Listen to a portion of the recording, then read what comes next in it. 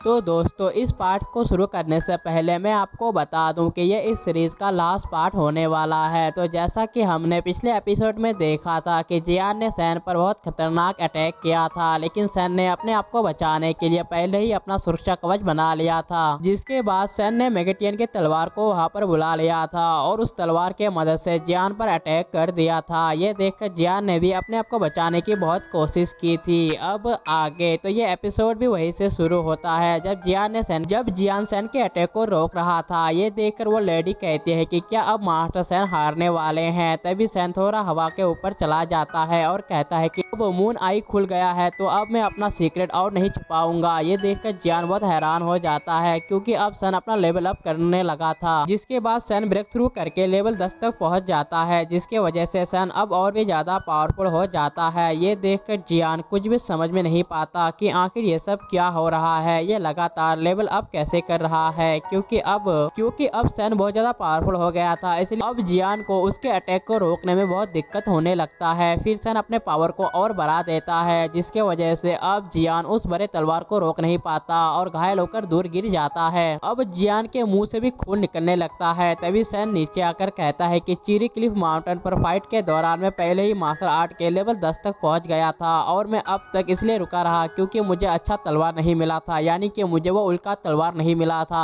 और इसलिए मैंने मून आई को डिस्ट्रॉय नहीं किया था।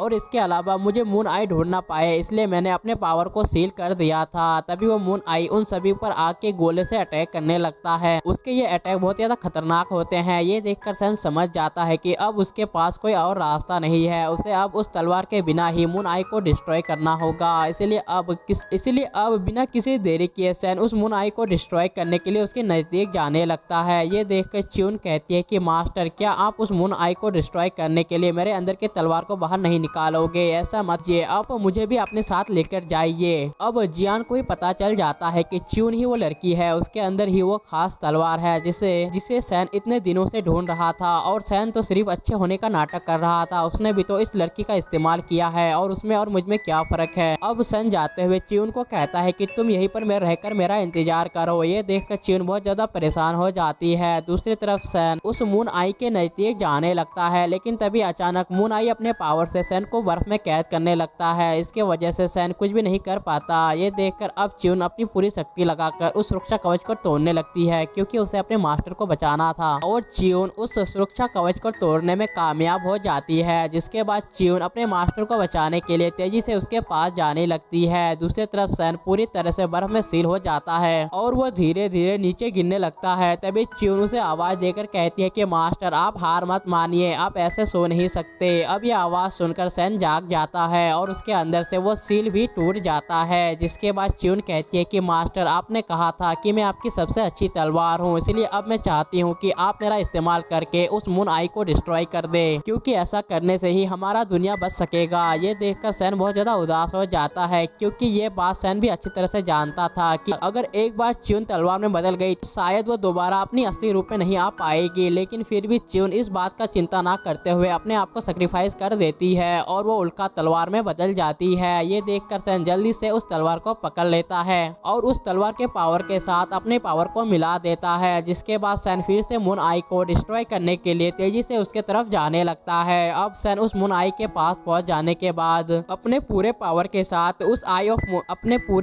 साथ उस पर एक बहुत ही पावरफुल अटैक करता है और ये अटैक इतना पावरफुल होता है कि उस मून आई के आर पार हो जाता है। फिर सैन एक बार और अपने पूरे पावर को इकट्ठा करके उस पर और एक पावरफुल अटैक कर देता है। अब सैन के इस पावरफुल अटैक के वजह से वो मून आई डिस्ट्रॉय हो जाता है और इसके वजह से मून आई की स्पिरिचुअल पावर इधर उधर बिखरने लगता है। जिसके बाद सैन उस मून आई को डिस्ट्रॉय करने के बाद नीचे आ जाता है और अपने हाथ में च्यून की तलवार को देखने लगता है, लेकिन तभी अचानक वो तलवार आहिस्ता आहिस्ता हवा में गायब हो जाता है। अब मून आई के स्पिरिचुअल पावर को ना पाकर जियान बहुत ज्यादा उदास हो जाता है क्योंकि उसने इतने सालों से उस स्पिरिचुअल पावर को पाने के लिए बहुत मेहनत किया था ताकि वो इस पावर के मदद से दूसरे दुनिया में जा सके। जिसके बाद सैन उस स्पिरिचुअल पावर को अपने हाथ में इकट्ठा करने लगता है और फिर उस पूरे स्पिरिचुअल पावर को इकट्ठा करने के बाद वो फिर से अपने पावर से उस पावर को कंबाइन करके एक नया तलवार बनाता है जो कि देखने में बहुत ज्यादा पावरफुल लगने लगता है। ये देखकर जियान भी बहुत ज्यादा हैरान हो जाता है। तभी सैन देखता है कि च्यून आसमान से नीचे गिर रही है, इसका मतलब वो अभी भी जिंदा है। जिसके बाद सैन जल्दी से जाकर च्यून को नीचे गिरने से बचा लेता है। फिर सैन च्यून को अपनी आंखें खोलने को कहता है, पर च्यून आहिस्ता आहिस्ता से अपनी आंखें खोलते हुए कहती है कि मास्टर, क्या मैं अभी भी जिंदा हूँ? इस पर सैन अपना गर्दन हाँ में हिलाकर जवाब देता है। तभी जियान सैन को कहता है कि तुमने इतने स्पेशल पावर को सिर्फ अपने एक तलवार को सुधारने के लिए इस्तेमाल किया। इस पर सैन कहता है कि क्योंकि मैं तलवारों का कदर करता हूँ इसलिए मैंने ऐसा किया है। पर जियान उदास होते हुए कहता है कि मैंने कई सालों से इस चीज का प्लान किया था, लेकिन तुमने तो मेरा सारा प्लान ही बर्बाद कर डाला। तभी मास्टर जू कहता है कि आसमान में कुछ चमकदार सितारे दिखाई दे रहे हैं। अब सभी मास्टर्स आसमान की तरफ देखने लगते हैं। तभी ग्रेनी कहती है कि क्या ये दूसरा दुनिया है जिसके बारे में मास्टर सैन बात कर रहे थे। तभी जियान सैन से कहता है कि शायद तुम यहाँ के टॉप मास्टर हो, लेकिन ये जरूरी नहीं कि तुम इस दुनिया के भी सबसे पावरफुल मास्टर हो। और इसके